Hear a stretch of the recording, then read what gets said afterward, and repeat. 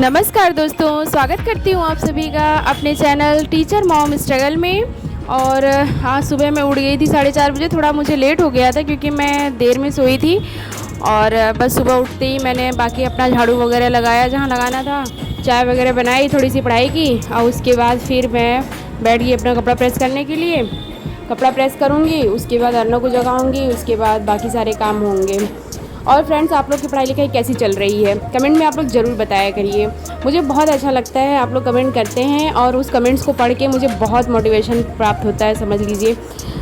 और मुझे हालांकि बहुत टाइम नहीं मिलता है कि मैं आप लोग के कमेंट्स का जवाब दे पाऊँ, और लेकिन मुझे जैसे जैसे समय मिलता है मैं वैसे वैसे आप लोग के कमेंट्स का जवाब देती हूँ, कोशिश करती हूँ सबके कमेंट्स का मैं जवाब दूँ। और सारी बातें कमेंट्स में हम नहीं कह सकते हैं। और किसी ने मुझसे पूछा था कि आज किसी ने मुझसे पूछा था कि मैं कहाँ से हूँ, तो मैं यूपी से हूँ। मैं बहुत बार आप लोग को बता चुकी हूँ, मेरे पिछले ब्लॉग जाके आप लोग देखिए, मेरे बारे में सब चीज़ें पता चल जाएंगी। और मैं एक गवर्नमेंट टीचर हूँ, मैंने पहले भी बताया हुआ है। और किसी ने मुझे कमेंट्स में पूछा था कि मैं DLED मैंने किया हुआ है और मैं टीचर की तैयारी करना चाहती हूँ, तो मैं किस यूट्यूब चैनल से पढूँ। तो इसके लिए कोई पर्टिकुलर देखिए चैनल नहीं है, ठीक है। आपको टॉपिक वाइज ये देखना पड़ेगा कि आप कोई पर्टिकुलर चैनल ऐसा नहीं है कि जो पूरे टीचर की भर्ती के लिए वो पूरी तैयारी करवाता हो। तो मेरे ख्याल से कुछ चैनल्स हैं जिनके जो स्टैटिक पोर्शन वो लोग पढ़ाते हैं, बाकी करेंट्स का पढ़ाते हैं। तो वो सारी चीज़ें मैं अगर आप लोग कहेंगे, कमेंट्स करेंगे, तो मैं आप लोगों को वो सब मेंशन कर दूंगी। और मैंने वहाँ से काफ़ी हेल्प लिया था सुपर टेट में आने वाली भर्ती में, जिसमें मेरा हुआ था। हाँ, मेरा 68,500 वाले में हुआ था। और यहाँ पे मैं स्कूल से आ गई थी और बस आने के बाद मैं देख रही हूँ कि गर्मी से पूरे दाने वगैरह निकल गए, लेकिन कर भी क्या सकते हैं। अर्नव का आज स्कूल नहीं था तो मैं इसको खाना खिलाने लगी थी। और क्योंकि आज इनके स्कूल में मैजिक शो था, इसकी तबीयत सही नहीं थी रात में, इस वजह से हम लोगों ने इसको मैजिक शो में नहीं भेजा। इसका भी मन नहीं था, इस वजह से ज़बरदस्ती नहीं की गई। इनको हम घर पे ही छोड़ के गए थे इनकी दादी के पास। और बस किसी तरह से इन्होंने अपना पूरा दिन बिताया। और बस ये इनको भूख लगी थी तो आते ही बोल पड़े, मम्मा मुझे भूख लगी, मैं खाना खिलाने लगी थी। देखिए, बच्चों को हम कहीं छोड़ नहीं सकते, कितना भी आप किसी के सहारे छोड़ दीजिए, लेकिन मन नहीं मानता है। हालांकि मेरी सासू माँ बहुत अच्छे से केयर करती हैं, लेकिन अब अर्नव की आदत जो है वो स्कूल जाने की हो गई है, तो उसे थोड़ा सा घर पे रहना अनकम्फर्ट फील होता है कि पूरे टाइम वो घर पे रहे।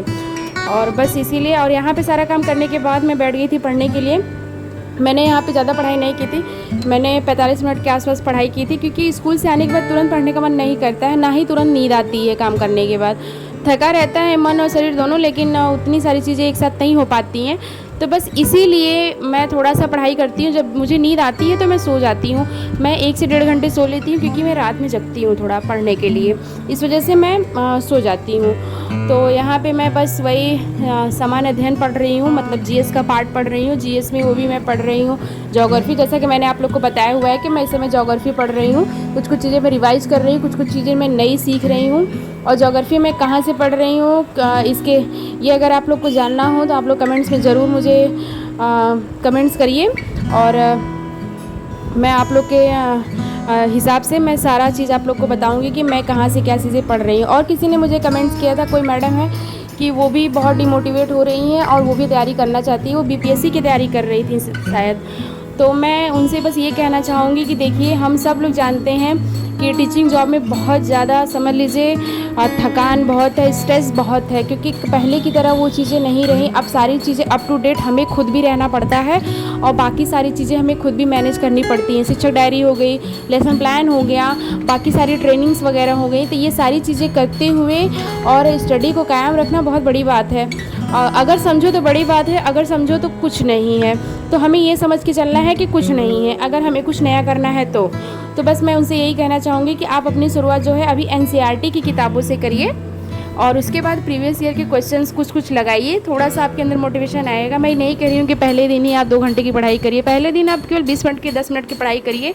थोड़ा पढ़िए, आप शिफ्ट वाइज पढ़िए, क्योंकि इतना देर बैठा नहीं जाता है स्टार्टिंग में पढ़ाई जब शुरू करो। तो मेरे साथ भी ऐसा होता था कि जब मैंने पढ़ाई बहुत दिन, मतलब 2 साल मैंने बीच में जब बंद किया हुआ था, जब मैं पढ़ने बैठती थी तो मुझे भी 1-1.5 घंटे बैठने के बाद उबन छूटने लगती थी, मैं नहीं बैठ पाती थी।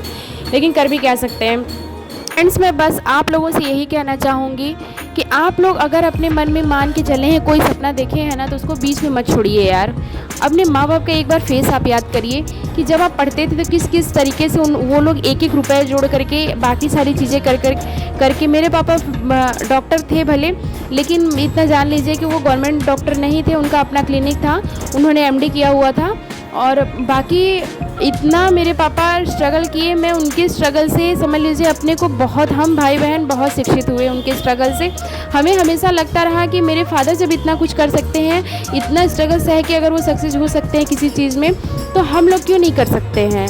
पापा ने पढ़ाई भी अपने बहुत स्ट्रगल के साथ की थी, तो इस वजह से मुझे हमेशा से लगता था कि मुझे कुछ ना कुछ अच्छा करना है और मुझे अपने फादर के लिए कुछ करना है, मुझे अपने मदर के लिए कुछ करना है। हालांकि मेरे फादर अब नहीं हैं, लेकिन ऐसा नहीं है कि जो अगर वो नहीं है तो बाकी मैं अपने सपने को छोड़ दूँगी, क्योंकि मैंने सपना ही ये देखा था उन्हीं के लिए। जब वो वही नहीं है तो मैं क्यों करूँ। अगर ऐसी भावना मैं अपने मन में रखूँगी तो मैं कभी सफल नहीं हो पाऊँगी। मेरी मदर है ना, मेरे भाई बहन है ना, मेरा अपना है ना, मेरे पापा का नाम अभी भी है ना, बस उनके नाम को ऊंचा करने के लिए ये समझ के आप आगे बढ़ने का कोशिश करिए। बस मैं यही आप लोगों से कहना चाहूँगी। मेरी बातों को माइंड मत किया करिए, मेरे दिल में जो रहता है रियल मैं वही दिखाती हूँ आप लोगों को, कुछ भी बनावटी नहीं है। बाकी आप लोग कमेंट में ज़रूर बताया करें कि आपको मेरा ब्लॉग कैसा लगता है। अगर आपको यूपी से रिलेटेड कोई भी तैयारी से रिलेटेड कि मेरे बारे में अगर आपको जानना हो तो भर भर के कमेंट करिए आप लोग, और सब्सक्राइब करिए ताकि मैं आप लोगों के साथ अपनी स्ट्रेटजी जो है वो शेयर कर सकूं। बहुत ही जल्द मैं एक ब्लॉग लेके आने वाली हूं, जिसमें मैं सारी बुक लिस्ट और अपना सारा चीज़ कि मैं क्या कहाँ से कैसे पढ़ रही हूँ, सारी चीज़ें मैं आप लोग को अप टू डेट करूँगी।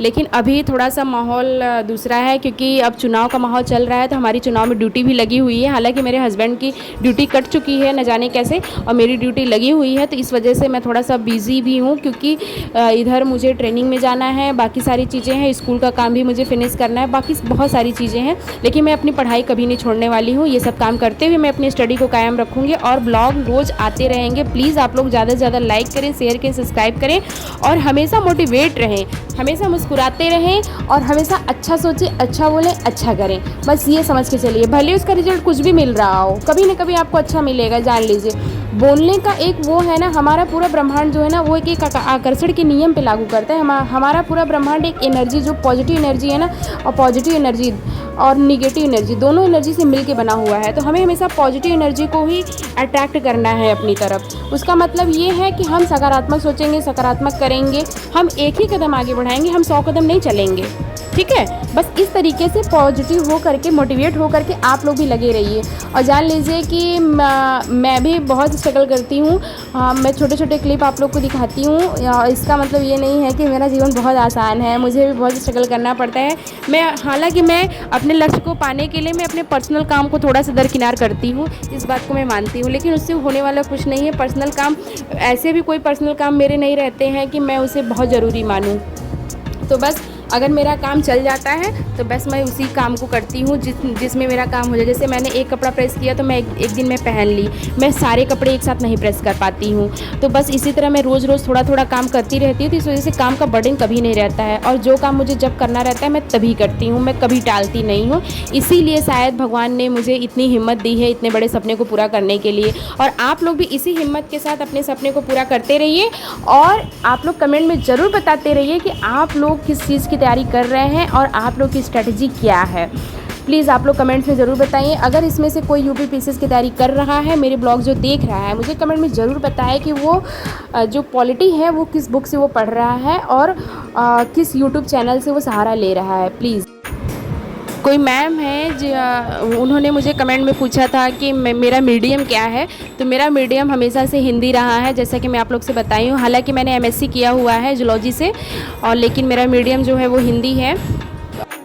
बस इसी मोटिवेशन के साथ मैं आप लोगों से बस एक बात कहना चाहती हूँ कि जब भी आप डिमोटिवेट होइए ना, जब भी होइए, केवल बस वो दिन याद करिए कि जिस दिन आप सक्सेस होंगे आपको कैसा फील होगा। बस उस दिन को आप लोग याद करिए और अपने मम्मी पापा के चेहरे को याद करिए।